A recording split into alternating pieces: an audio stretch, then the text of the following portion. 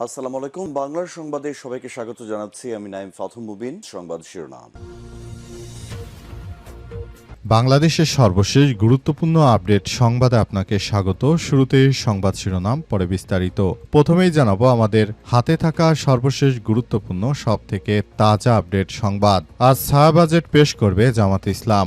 আসন্ন 2026-27 অর্থ বছরে জাতীয় বাজেটকে সামনে রেখে আজ নিজেদের প্রস্তাবিত ছায়া বাজেট উপস্থাপন করবে বাংলাদেশ জামাত ইসলাম। দলটির পক্ষ থেকে জানানো হয়েছে, রাজধানীর আল ফালা মিলনায়তনে আজ 9 জুন দুপুর 2টায় আয়োজিত এক সংবাদ সম্মেলনে এই ছায়া বাজেট প্রকাশ করা হবে। এরপর জানাবো, শীঘ্রই জারি হতে যাচ্ছে নবম পে স্কেলের গেজেট, থাকছে বিশেষ বরাদ্দ। সরকারি কর্মকর্তা কর্মচারীদের দীর্ঘদিনের প্রত্যাশিত নবম জাতীয় পে স্কেল আগামী 1 জুলাই থেকে কার্যকরের লক্ষ্যে প্রস্তুতি নিচ্ছে সরকার। প্রধানমন্ত্রীর অনুমোদন পাওয়ার পরই অর্থ মন্ত্রণালয় থেকে নতুন বেতন কাঠামো প্রজ্ঞাপন গেজেট জারি করা হবে। এদিকে রাজশাহীতে আওয়ামী লীগের বিশাল বিক্ষোভ মিছিল। রাজশাহীর পবা উপজেলায় বিক্ষোভ মিছিল করেছে আওয়ামী লীগ ও সহযোগী সংগঠনের নেতাকর্মীরা। আজ রাজশাহী নওগাঁ মহাসড়কে নওহাটা পৌরসভার পুটিয়াপাড়া এলাকায় এই বিক্ষোভ মিছিল শেষ হয়। জানাবো, নোয়াখালীর পৃথক স্থানে ছাত্রলীগের বিক্ষোভ মিছিলের ঘটনায় গ্রেপ্তার 24। নোয়াখালীর পৃথক 2 স্থানে নিষিদ্ধ সংগঠন ছাত্রলীগ ও কার্যক্রম নিষিদ্ধ আওয়ামী লীগের অঙ্গ সংগঠনের মিছিলে 2টি পৃথক ঘটনায় 24 জনকে গ্রেপ্তার করা হয়েছে। পাশাপাশি গ্রেপ্তারের পর থানা ফটকে জয় বাংলা স্লোগান দিতে শোনা গেছে।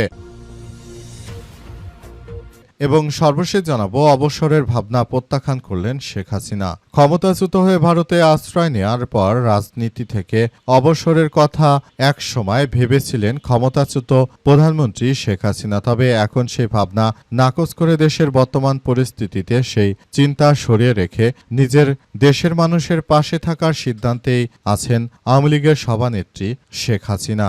আজ নয়াদিল্লি থেকে এ বিষয়ে দীর্ঘ এক সাক্ষাৎকারে তিনি এসব কথা জানিয়েছেন। শেখ হাসিনা জানান যে তিনি আছেন, থাকবেন এবং ভবিষ্যতে তিনি বাংলাদেশের মানুষের পাশেই থাকবেন। কারণ বাংলাদেশের মানুষ তার জন্য যতটা কষ্ট করেছে, বাংলাদেশের মানুষের পাশে থাকা তার নৈমিত্তিক একটি ঘটনা হয়ে দাঁড়াবে। কারণ দেশের মানুষ ভালোবাসে শেখ হাসিনাকে, বিদায় শেখ হাসিনাকে তারা ফেরত আনার ব্যাপারে কার্যক্রম চালাচ্ছে। প্রিয় দর্শক, এতক্ষণ শুনছিলেন সংবাদ শিরোনাম, এবারে বিস্তারিত।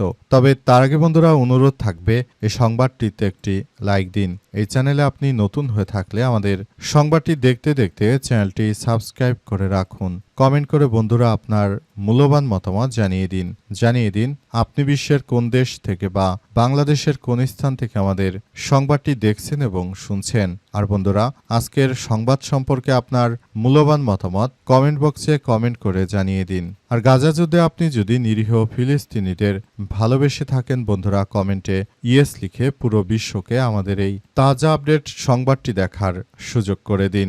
এবারে বিস্তারিত। আজ ছায়া বাজেট পেশ করবে জামাত ইসলাম। আসন্ন 2026-27 অর্থ বছরে জাতীয় বাজেটকে সামনে রেখে আজ নিজেদের প্রস্তাবিত ছায়া বাজেট উপস্থাপন করবে বাংলাদেশ জামাত ইসলাম। দলটির পক্ষ থেকে জানানো হয়েছে যে রাজধানীর আল ফালা মিলনায়তনে দুপুর 2টায় আয়োজিত এক সংবাদ সম্মেলনে এই ছায়া বাজেট প্রকাশ করা হবে। জামাতের সহকারী সেক্রেটারি জেনারেল ও কেন্দ্রীয় মিডিয়া প্রচার বিভাগের প্রধান এহসানুল মাহবুব জোবায়ের জানিয়েছেন, সংবাদ সম্মেলনে দলের আমির ও সংসদের বিরোধী দলীয় নেতা ডাক্তার শফিকুর রহমান সহ শীর্ষ নেতারা উপস্থিত থাকবেন এবং তারা এই বাজেট আসলে কার্যক্রম কিভাবে করা যায় সেসব বিষয় নিয়ে তারা কাজ করবে বলে এমন তথ্য নিশ্চিত করা হয়েছে। আরও বলা হয়েছে যে বর্তমান সময়ে যে বাজেট কার্যক্রম চলছে সেটি আমাদের সবার জন্য খুবই গুরুত্বপূর্ণ একটি বিষয় হয়ে দাঁড়িয়েছে। বাজেটের এই বিষয়টি নিয়ে সবাই একযোগে কাজকর্ম করা হচ্ছে এবং বাজেট আদতে দেশের জনগণের স্বার্থ রক্ষায় হয় কি হয় না সেটি সবাই মিলে কার্যক্রমগুলো চালানোর প্রচেষ্টা চালানো হচ্ছে বলে এমন তথ্য উল্লেখ করা হয়েছে। মূলত নতুন করে বিষয়গুলো নিয়ে সবাই যার যার জায়গা থেকে এই বিষয়গুলো দেখভাল করছে এমন তথ্যই সামনে এসেছে। তবে সেটি আদতে কি হতে চলেছে বা কি হচ্ছে সেটি আসলে এখন পর্যন্ত স্পষ্টভাবে কেউ বলতে পারছে না। বাজেটের বিষয়গুলো কোন দিকে দিকে যাবে সেটি এখন পর্যন্ত স্পষ্ট নয়। শীঘ্রই জারি হতে যাচ্ছে নবম পে স্কেলের গেজেট, বাজেটে থাকছে বিশেষ বরাদ্দ। সরকারি কর্মকর্তা কর্মচারীদের দীর্ঘদিনের প্রত্যাশিত নবম পে স্কেল আগামী 1 জুলাই থেকে কার্যকরের লক্ষ্যে প্রস্তুতি নিচ্ছে সরকার। প্রধানমন্ত্রীর অনুমোদন পাওয়ার পরই অর্থ মন্ত্রণালয় থেকে নতুন বেতন কাঠামো প্রজ্ঞাপন গেজেট করা হবে।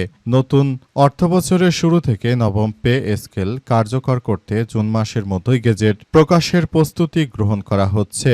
2026-27 অর্থ বছরে এটি আমাদের জনগণের জন্য খুবই গুরুত্বপূর্ণ একটি বিষয় হতে চলেছে। তবে বিরোধী দলীয় নেতৃত্ববৃন্দরা তারা দাবি করেছে যে এই বাজেট আসলে যেভাবে করা হচ্ছে সেটি গ্রহণযোগ্য নয়, কারণ বাজেটগুলো এটি কিন্তু সব সময় করা হচ্ছে যে দেশের জনগণের ঘাড়ে অতিরিক্ত ট্যাক্সে চাপিয়ে দিয়ে তারপর মূলত এটি করা হচ্ছে।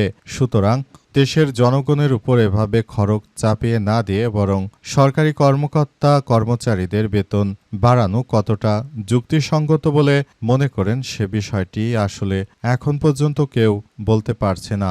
বিষয়গুলো নিয়ে অনেকেই দুঃখ প্রকাশ করেছে যে নিরীহ মানুষের উপর অতিরিক্ত ভ্যাট ট্যাক্স চাপিয়ে দিয়ে সরকার যেটা আদতে করছে সেটা কতটা আমাদের জন্য গ্রহণযোগ্য হতে পারে, এমন বিষয়গুলোই আসলে সামনে এসেছে এবং এই বিষয়গুলো নিয়ে সবাই একসঙ্গে কাজ করছে।